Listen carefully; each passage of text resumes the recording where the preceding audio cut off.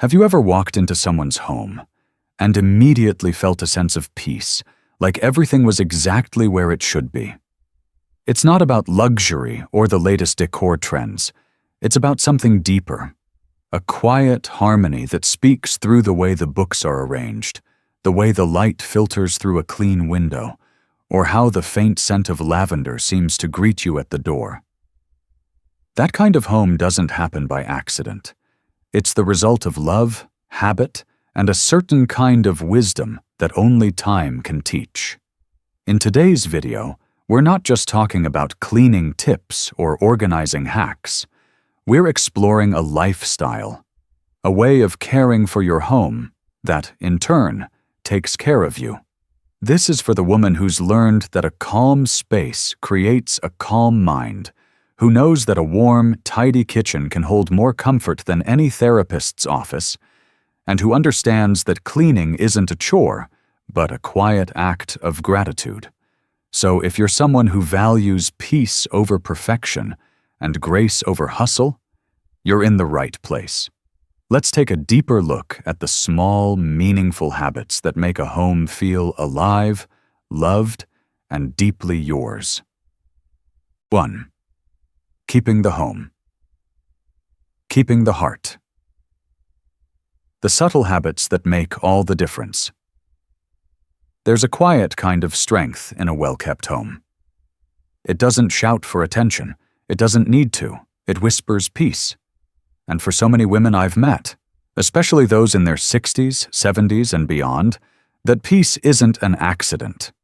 It's the result of years of living, learning, and leaning into the wisdom that a calm space helps create a calm life. We're not talking about Pinterest-perfect rooms or color-coordinated closets. We're talking about something more soulful than that. We're talking about intention. There's a woman I know. Her name is Margaret. She's 74 and lives alone in a small home outside of Asheville, North Carolina. Every morning, before she makes her coffee, she walks barefoot to her front door, opens it wide, and just breathes. "It's not about the air," she once told me. "It's about reminding myself I'm still here, I still have today, and this home is part of that blessing." After that, she moves gently through her kitchen. She wipes down the counters, puts yesterday's coffee cup into the dishwasher, and lights a candle by the sink. She doesn't rush. She doesn't scroll her phone. That's her quiet hour, and she protects it like a sacred ritual. You see, for women like Margaret, keeping the home is not a chore. It's a form of emotional hygiene. Just like brushing your teeth or drinking enough water, these simple, almost invisible acts, folding the throw blanket just right, making the bed with a gentle hand, straightening the rug at the entryway, are reminders. This is your space, and it deserves to feel safe, clean, and yours. Many older women I've spoken to have something in common. They've stopped waiting for big bursts of motivation. Instead, they've created habits that carry them. They don't leave the kitchen at night without clearing the sink, not because someone told them to, but because they've lived long enough to know that waking up to a clean kitchen changes the entire feel of the day. "When I walk into that space in the morning," one woman said, "and everything is already in its place, it's like the house is giving me a hug."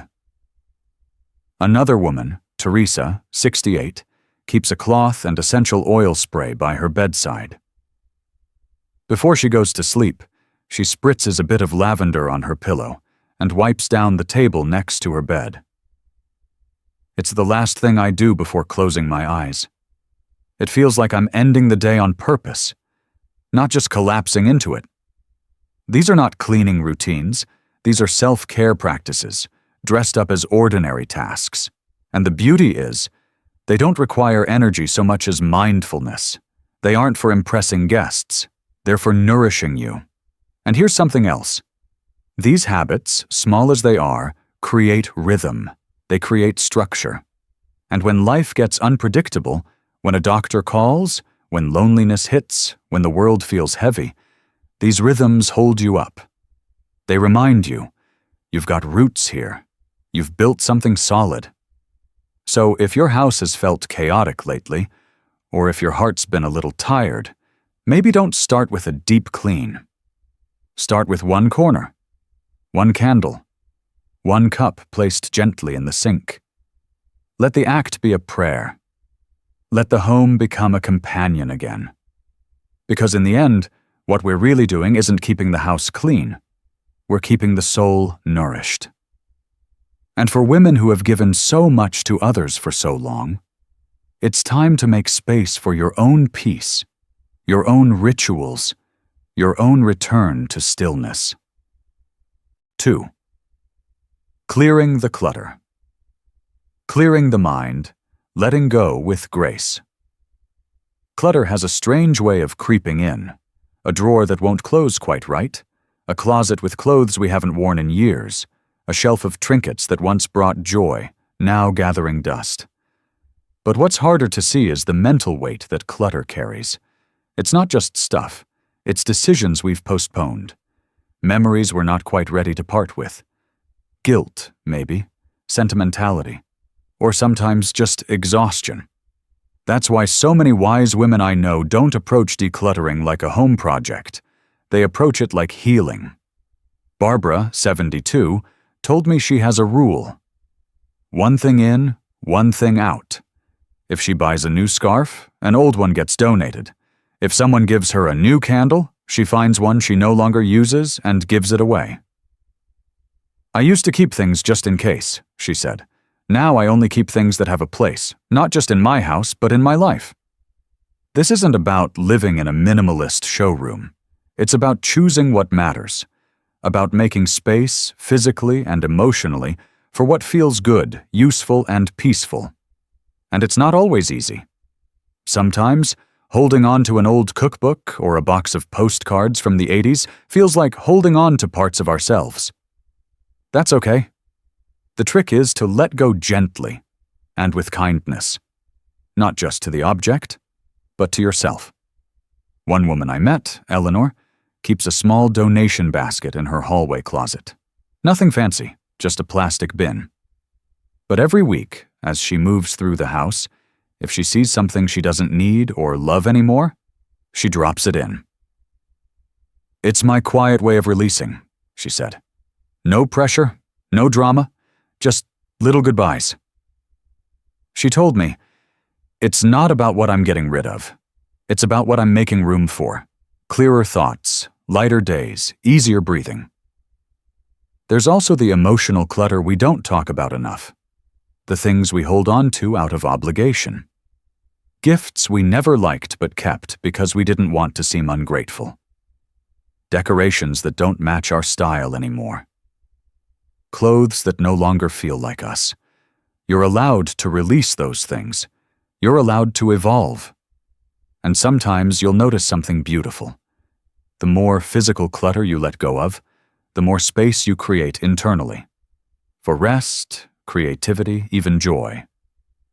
So maybe today's not the day to deep clean the attic. Maybe it's just a drawer, or even one item. One pair of shoes, one chipped mug, one pair of earrings that no longer spark anything inside you. Start there, and let that tiny act of clearing be your gentle declaration. I'm choosing peace. I'm choosing presence. I'm choosing me. 3. Healing spaces, creating corners of calm and comfort. Not every room has to be perfect. Not every surface needs to sparkle. But there should be places in your home, small, sacred spaces that feel like exhaling. Corners that hold you, nooks that soften the world. I call them healing spaces, and every woman deserves one. Sometimes they form naturally. A cozy armchair near a window where the afternoon light spills in just right. A soft throw blanket draped over the back.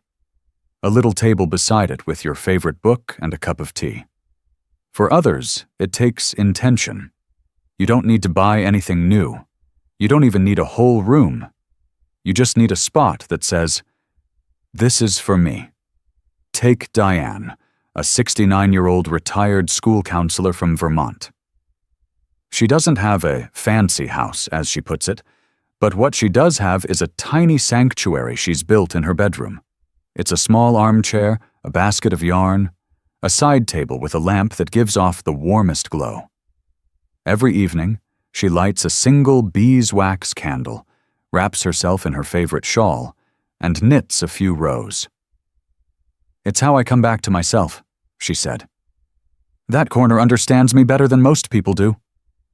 These spaces aren't about decorating, they're about grounding, about choosing again and again to slow down, to breathe, to honor your inner world, especially in a world that always wants you to move faster, do more, be more. Healing spaces remind you that home isn't just where you live, it's where you restore. They can be playful, too. Maybe it's a wellness nook with a yoga mat you never have to roll up. Maybe it's a crafting table where every bead, button, or brush stroke feels like therapy. Maybe it's your kitchen table in the early morning with your journal open and the steam from your coffee curling into the silence. What matters isn't what the space looks like, it's how it makes you feel. Does it invite you in? Does it ask nothing of you but presence? One woman told me she added a wind chime near her patio chair, not for guests, but for the way it reminded her of her late mother. Another keeps a single flower from her garden on the dining table. Nothing grand, just a gentle reminder that life is still blooming, even on quiet days. And here's something that's often overlooked. These spaces help contain the mess. When you assign energy to certain areas, this is where I rest, this is where I reflect, you naturally begin to resist letting those spaces be overtaken by clutter. They become boundaries. And boundaries, at any age, are a beautiful thing. So if you don't have a corner like that yet, maybe today's the day to create one. Move a chair, clear a spot, add one item that makes you feel deeply yourself. A candle, a photograph, a hand-sewn pillow, a poem taped to the wall. Your home doesn't need to be perfect, but it does need to hold space for you. Not just the version of you who gets things done, but the version who needs rest, stillness, and beauty. Create that space, and return to it often. Let it remind you over and over again that you are worth the quiet. 4. The art of clean as you go. How small actions create lasting ease. There's a quiet brilliance in the way some women clean, not in dramatic weekend scrubbing sprees, not in endless to-do lists, but in simple, almost invisible choices made throughout the day. They don't clean the house, they just never let it fall apart. It's called clean as you go, and once you embrace it, you'll never go back.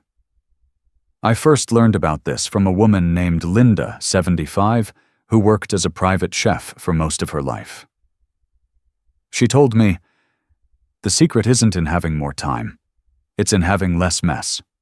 Every time she used a knife, she washed it right after. Every time she finished cooking, the kitchen was already halfway clean. By the time dinner's done, the work is done too, and all that's left is peace." It sounds simple. And it is. But the impact? Tremendous. Imagine this. Instead of walking out of the bathroom and promising yourself you'll wipe the sink later, you just do it. In 10 seconds. Before the toothpaste hardens, before the mirror streaks become permanent. Instead of tossing your sweater on the back of a chair, you hang it up the moment you take it off. You're not cleaning. You're just choosing not to leave behind small messes that become big stress later. Over time, these micro decisions create macro comfort. And here's what's even better. It frees you. It frees your weekend, your mind, your body. You no longer feel like you're always catching up. You're just moving in rhythm with your space, gently tending to it as you go. Eleanor, 71, carries a small microfiber cloth in her apron pocket. Not because she's obsessive, because she's wise. "It's easier to wipe something now than to scrub it later," she says with a smile. She's turned cleaning into a graceful dance, a series of flowing movements that blend into daily life without ever feeling like a burden. There's another trick many women swear by. Never leave a room empty-handed. If you're walking from the living room to the kitchen, take that empty teacup with you. If you're heading to the bedroom, bring the clean towels. Little acts, done often, eliminate the buildup. And here's a mindset shift that changes everything.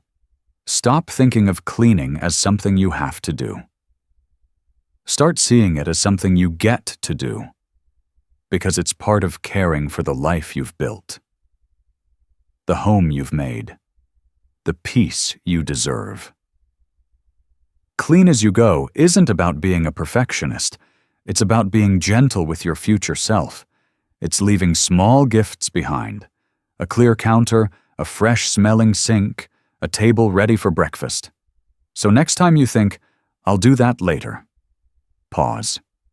Ask yourself, would doing this now make life easier tomorrow? And if the answer is yes, take the extra 30 seconds. Your future self will thank you, over and over again. 5. Bringing nature inside. How plants and freshness elevate the spirit. There's a reason a vase of fresh flowers on the kitchen table can lift your entire mood. Or why walking into a room with a thriving green plant somehow makes the space feel more alive, more comforting, even a little more loving. It's because nature speaks a language our hearts still remember, even if we've been too busy to listen. Many older women have long known what studies are only now confirming. A home that invites nature inside feels softer, calmer, more grounded, and you don't need a greenhouse or a green thumb to enjoy that feeling. You just need intention and a little curiosity. Take June, 77, who lives in Arizona. Every Saturday, she picks a few clippings from her backyard garden, rosemary, mint, or a single bloom, and places them in a tiny glass jar on her windowsill. "It's not about decorating," she told me. "It's about being reminded that something is still growing, no matter what's going on in the world. That little jar changes nothing, and everything." There's also Grace, 68, who keeps a small collection of houseplants, peace lilies, pothos, even a tiny aloe vera she rescued from a clearance shelf years ago. "Every time I water them," she said, "I feel like I'm watering a piece of myself. They don't demand much, but they give me so much in return." And that's the beauty of bringing nature indoors. It's not about perfection, it's about presence. Plants breathe life into corners that feel dull. Flowers, fresh, dried, or even faux, soften a room in ways paint or furniture never could. The scent of eucalyptus or lavender in the entryway can make guests feel like they've stepped into a sanctuary, not just a house. And if you think you can't keep a plant alive, that's okay. Try herbs on a windowsill. Basil, thyme, parsley. Easy to grow, easy to use. And there's something incredibly satisfying about snipping your own mint for your tea in the morning. Or maybe your way of connecting with nature is opening the windows first thing in the morning, letting in that first breath of fresh air, listening to the birds outside, feeling the shift of seasons through the light. Bringing nature inside is about more than greenery. It's about rhythm. It's about reminding ourselves that even as the world spins fast, life still blooms slowly, quietly, beautifully. So look around your home. Is there a space that could use a little more life? A tired table that might feel brighter with a bowl of lemons? A shelf that longs for a trailing vine? You don't need much, just a touch, a nod to the natural world. Because when we make room for nature, we make room for ourselves, for gentleness, for beauty, for breath. 6. The weekly flow, creating rhythms so your home never falls behind. There's something deeply comforting about rhythm. Not rigid schedules, not overwhelming to-do lists, just a natural flowing pattern that keeps life and your home moving with ease. Many older women I admire don't clean their entire house in one exhausting day. They've learned that a well-kept home doesn't come from occasional marathons. It comes from small, steady steps, done on purpose, on rhythm, and with grace. I met a woman named Carol, 73, who shared her philosophy with me over coffee. I give each day a small job, just one. That way the house stays under control, and I never feel resentful about it. Mondays are for laundry. Tuesdays, a quick dust. Wednesdays, wipe the fridge. Fridays, fresh linens. Sundays? Rest. Always rest. This isn't about productivity. It's about peace. It's about building a relationship with your home that's gentle and reliable, like a quiet dance you do together. Another woman, Helen, 70, told me something that stayed with me. I schedule home care the same way I schedule self-care, because to me they're the same thing. She has a little notebook, nothing fancy, where she tracks the things that don't need to happen every day, but still need love. Vacuuming the baseboards, cleaning the inside of the microwave, wiping down the blinds. Instead of letting these jobs pile up into one stressful weekend, she spreads them across the month. 15 minutes here, 10 there, no drama, no dread. And here's the real magic. This kind of rhythm doesn't just help your home, it helps you. When the towels are always clean on Fridays, there's no last-minute scramble. When the sheets are changed every Saturday morning, you wake up Sunday feeling refreshed. When you deep clean the fridge the first of every month, you stop wasting food and energy. These tiny patterns create what I like to call domestic ease. A home that flows, not fights. A space that supports you instead of draining you. You don't need to follow someone else's system. You get to create your own. What matters is that it feels light, sustainable, and kind. Maybe you play music while you clean. Maybe you light a candle afterward as a reward. Maybe you pair your weekly task with something you enjoy, an audiobook, a podcast, or even a phone call with a friend. The goal isn't to have a perfect house. The goal is to live in a space that always feels ready to welcome you. So ask yourself, what could a weekly rhythm look like for me? What would make this feel like a gift, not a burden? Start there. And let your home rise to meet you, one gentle habit at a time. 7. Laundry without the stress, a simple, soothing ritual. Laundry doesn't have to feel like a burden. For many women, it becomes a quiet rhythm, a way to bring order and calm into the week. Instead of letting it pile up, they weave it into their routine. One load on Monday, towels on Thursday. Just a small task, done regularly, so it never becomes overwhelming. Take Judith, 74. She folds laundry in silence with soft music playing. "It's my time to slow down," she says. "Sometimes I even whisper little prayers as I fold." It's not just about clean clothes, it's about giving care, creating structure, and finding peace in the ordinary. Even the smallest habits, folding warm towels, switching a load on time, can become gentle moments of self-respect. So don't think of laundry as a chore. Think of it as a reset, a way to breathe calm back into your day. So maybe today, your floors aren't spotless. Maybe there are dishes in the sink or laundry waiting to be folded. That's okay, because this isn't about perfection. It never was. It's about presence. It's about the little habits we create, not to impress anyone else, but to care for ourselves. It's about walking through your home and feeling a sense of calm because you've chosen to treat it as more than just a structure. You've made it a sanctuary. And maybe that sanctuary is built on the quietest things, folding a blanket at the end of the day, lighting a candle while you make tea, wiping down the sink with care, not because you have to, but because you want to live in a space that feels soft, safe, and whole.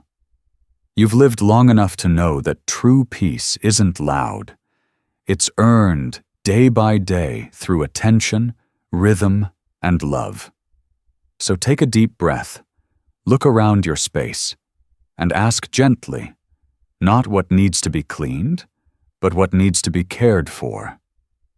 Because when we care for our homes, we are, in so many ways, caring for our hearts. Thank you for spending this time with me. If something here resonated with you, if it brought you a bit of clarity or comfort, or even just a quiet exhale, I hope you'll consider subscribing. We have more stories, more gentle wisdom, and more moments of stillness to share together. Until next time, be well, and may your home continue to be a place that holds you with love.